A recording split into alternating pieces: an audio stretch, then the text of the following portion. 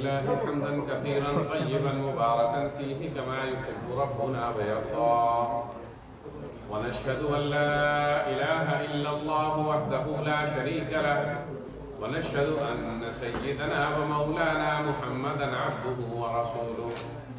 فصلوات ربي وسلامه عليه وعلى آله وصحبه وبارك وسلم تسليما كثيرا أما بعد فأعوذ بالله من الشيطان الرجيم بسم الله الرحمن الرحيم تبارك الذي بيده الملك وهو على كل شيء قدير الذي خلق الموت والحياة ليبلوكم أيكم أحسن عملا وهو العزيز الغفور الذي خلق 7 سماوات طباقا ما ترى في خلق الرحمن من تفاوت فارجع البصر هل ترى من فتور صدق الله العظيم. میرے محترم بزرگوں، عزیز بھائیوں اور بہنوں،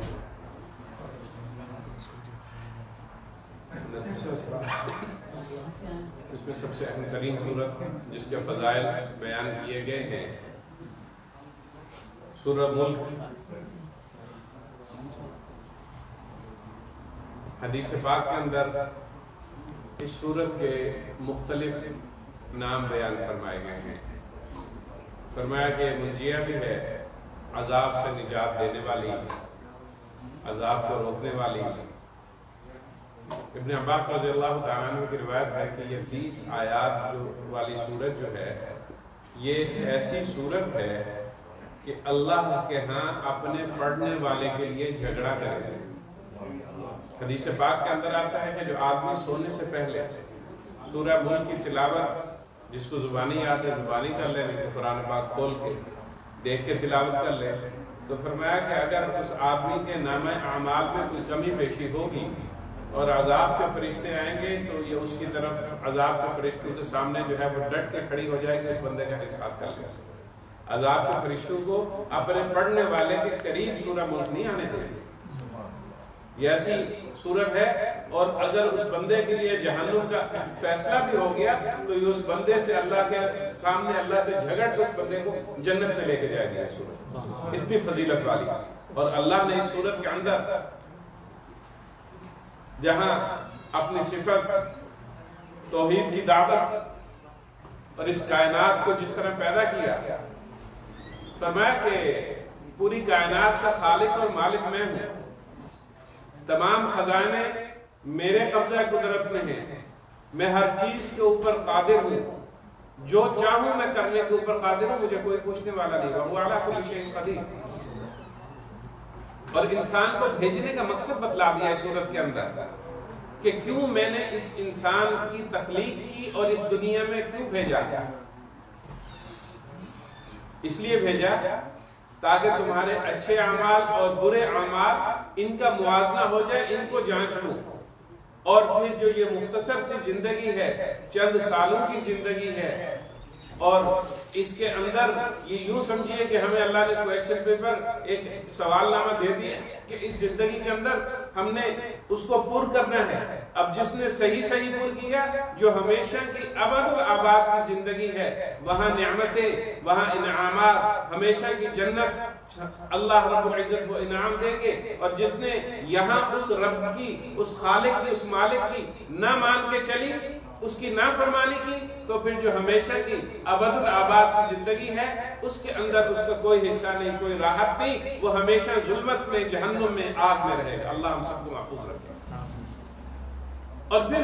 کفار کو دعوت دی کہ تم جو میرے ساتھ کسی کو شریک بناتے ہو تو اس کائنات کی تخلیق پہ غور کیوں نہیں کرتے؟ صرف آسمان کو دیکھ لو، انسان کی ہدایت کے لیے کافی ہے. بلا عمد، بغیر کسی ستون کے اللہ نے یہ جو آسمان، یہ چھت بنائی ہمارے لیے، جس کو ستاروں سے، کہکشاؤں سے مزین کیا، چاند اور سورج سے جس کو روشنی بخشی، کہ کوئی ستون نہیں ہے. کون سی ہستی ہے جس نے بنایا؟ انسان 50-60 فٹ کی چھت جو ہے وہ بغیر کسی ستون کے نہیں ڈال سکتا کہ اس کو جو ہے وہ پلرز دینے پڑتے ہیں، ستون دینے پڑتے ہیں، وگرنہ وہ گر جائے گی، ممکن ہی نہیں ہے. اس جائنماز کو، اس کرسی کو ہم بغیر کسی ستون کے سہارے کے خلا میں نہیں کھڑا کر سکتے، لیکن وہ اللہ وحدہ لا شریک جو کائنات خالق اور مالک، کہ اس نے اس آسمان کو فرمایا کہ پھر اس کے اندر کوئی کمی کوتاہی نہیں، تم ان ستاروں کے اوپر، ان سیاروں کے اوپر غور کرو، چاند کی نقل و حرکت پہ غور کرو کہ وہ اپنے مقررہ مدار میں کس طرح گھوم رہے ہیں، تم دیکھو کہ اس آسمان کے اندر تمہیں کوئی عیب نظر آتا ہے؟ فرمایا کہ نہیں، بار بار دیکھو، تمہاری نگاہ آسمان کو دیکھ کے واپس پلٹ آئے گی، لیکن اس کے اندر تم کوئی عیب نہیں ڈھونڈ پاؤ گا۔ اور پھر وہ کیسا اللہ اگلی صورتوں میں کہ روز اول سے سیدنا آدم علیہ السلام سے لے کے قیامت تک اربوں خربوں انسان پیدا ہوں گے، لیکن کسی ایک انسان کے فنگر پرنٹ، اس کی انگلیوں کے نشان دوسرے انسان سے میچ نہیں کرتے۔ اور انسان کی تخلیق کس سے کی؟ دو ناپاک قطروں سے۔ انسان کے اس وجود کو، آج جس وجود کے اوپر ہم اتراتے ہیں نا کہ میں یوں، میں یوں، میں یوں، میں پتہ نہیں کیا کروں گا، میں کیا حیثیت ہے؟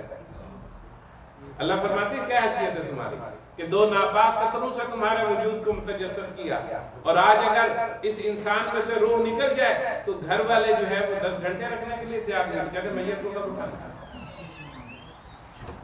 وہی جو سب سے محبوب بچے ہوتے ہیں، جن کے لیے اللہ معاف کرے کہ انسان ساری عمر کماتا ہے اور بسا اوقات تو انسان کی محبت میں حرام حلال کی تمیز کھو بیٹھتا ہے اپنے بیوی بچوں کے لیے، اور جب یہ روح نکل جاتی ہے نا جو میں کرتا ہے، تو پھر وہ 10 گھنٹے رکھنے کے لیے تیار نہیں۔ وہ کہتے ہیں کہ جب میت اٹھائیں جلدی اس کو اس کی آخری منزل تک پہنچائے۔ تو جو آخری منزل ہے نا، اللہ فرماتے ہیں کہ اس کی تیاری کریں۔ الذی خلق الموت والحیات لیبلوکم ایکم احسن عملا، اس آخری منزل اللہ مجھے بھی توفیق دے، آپ کو بھی توفیق دے، اور ہم سب کا حسن خاتمہ اللہ کرے کہ ہم اس منزل کی تیاری کریں۔ یہ تو عارضی ہے، چند لمحے ہیں۔ حدیث پاک کے اندر آتا ہے کہ دنیا میں اس طرح ہو کہ جس طرح مسافر راہ گزر کے اوپر تھوڑی دیر سستانے کے لیے رکتا ہے، اس کی لیکن یہ منزل نہیں ہے کہ وہ تھک گیا تھوڑی دیر رک گیا، لیکن اس کی آخری منزل اس نے وہاں تک پہنچنا ہے۔ اس تک پہنچنے کے لیے میں اور آپ جو ہے وہ اس دنیا میں کوشش کر رہے ہیں۔ یہ مسلمان اور کافر کا یہی تو فرق ہے کہ کافر کے لیے آگے کی کوئی زندگی، لوگ کہتا ہے جو کچھ ہے یہیں پہ، یہی کچھ ہے، یہی عیاشی کر لو، لیکن اللہ نے فرمایا کہ نہیں، یہاں میں نے تمہارے لیے کچھ تنگی رکھی ہے مومن کے لیے، یہاں پریشانی آئے گی لیکن گھبرانا نہیں۔ جو راحت والی زندگی ہے نا، اس میں ان کافروں کا میں نے حصہ نہیں رکھا، وہ صرف اہل ایمان کے لیے، وہ اللہ اور اس کے رسول کے ماننے والوں کے لیے، اللہ اور اس کے رسول کے اور صحابہ کے طریقے کے اوپر چلنے والے ہمیشہ کی زندگی۔ تو یہ بڑی فضیلت والی صورت ہے، اس کا ہم سب کو اہتمام کرنا چاہیے کہ رات کو سونے سے پہلے سورہ ملک جو ہے وہ اس کو یاد کرنے کی کوشش کریں، یاد نہیں ہو سکتی اس کو پڑھیں۔ اور سورہ قلم کے اندر مشرکین مکہ معاذ اللہ رسول اللہ صلی اللہ علیہ وسلم کی جب دل آزاری کرتے تھے نا، قرآن سنتے تھے، سمجھ نہیں لگتی تھی، اب کیا کہیں، اہل زبان تھے لیکن اس جیسا قرآن بنانے سے بھی عاجز تھے، تو اب کیا کہا کہ حضور معاش اللہ جو ہے وہ مجنون ہے، جادوگر ہے، ساحر ہے۔ تو ایک مرتبہ حضور کا بڑا دل دکھا تو اللہ نے تسلی دی۔ ولید ابن مغیرہ مکہ کا بہت بڑا مالدار شخص تھا، یہ اتنا مالدار تھا کہ ایک سال روایت میں آتا ہے کہ تمام مشرکین مکہ پیسے اکٹھے کر کے بیت اللہ کا غلاف ڈالتے تھے۔ غلاف زمانہ جاہلیت سے چلا آ رہا ہے اور آپ صلی اللہ علیہ وسلم نے اس عمل کو باقی رکھا،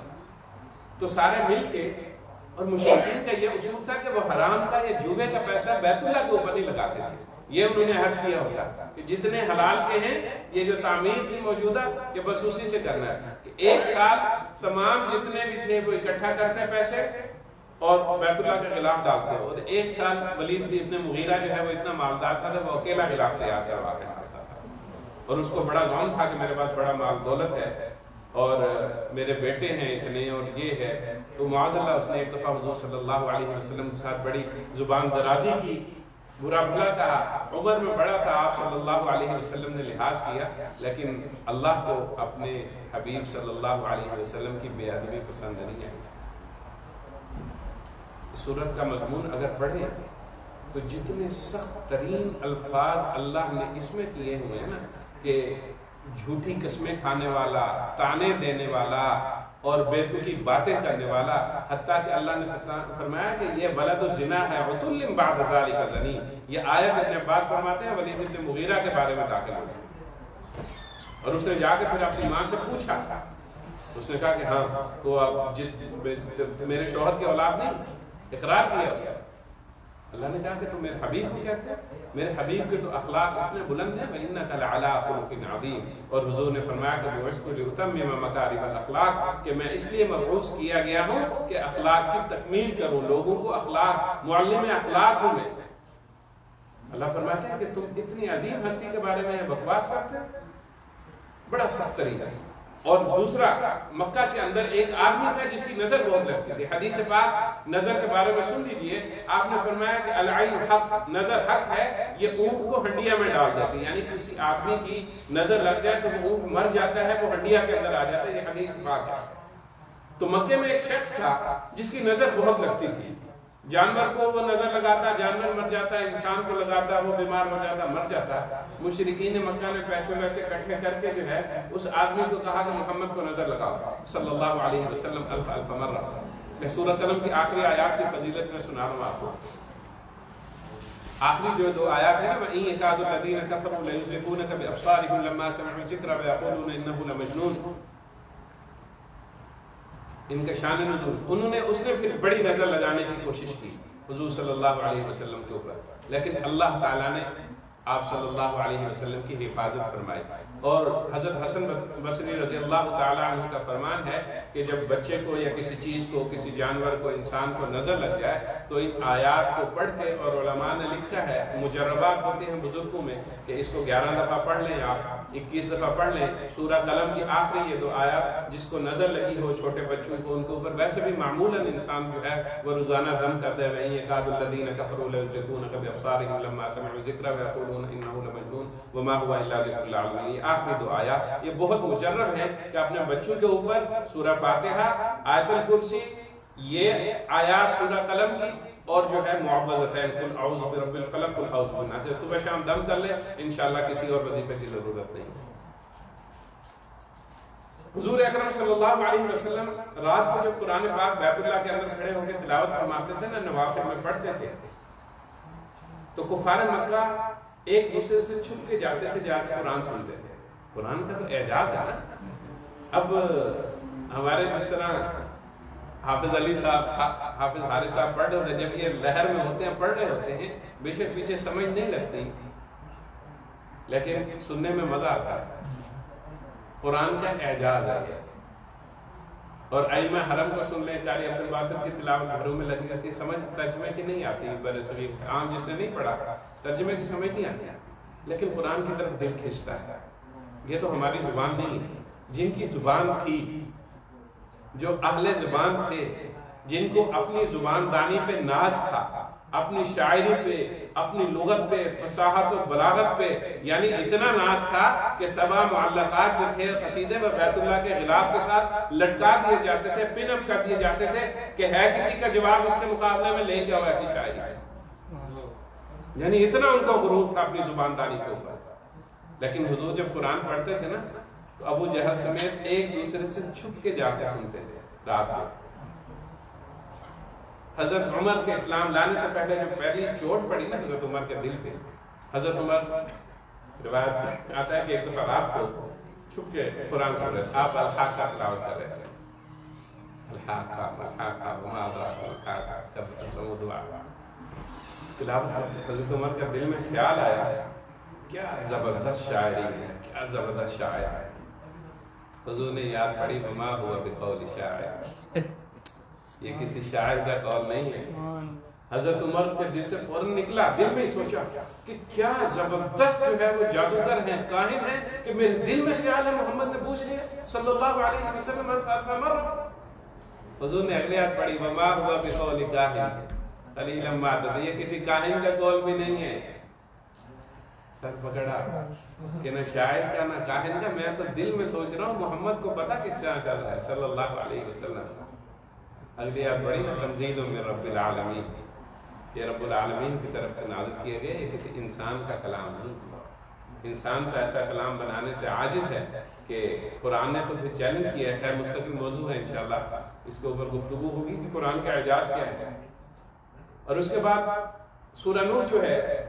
یہ نوح علیہ السلام کی 2 رکوع کی یہ دعا ہے۔ اللہ سے فریاد ہے۔ ابن عباس رضی اللہ تعالیٰ عنہ روایت کرتے ہیں کہ 40 سال کی عمر میں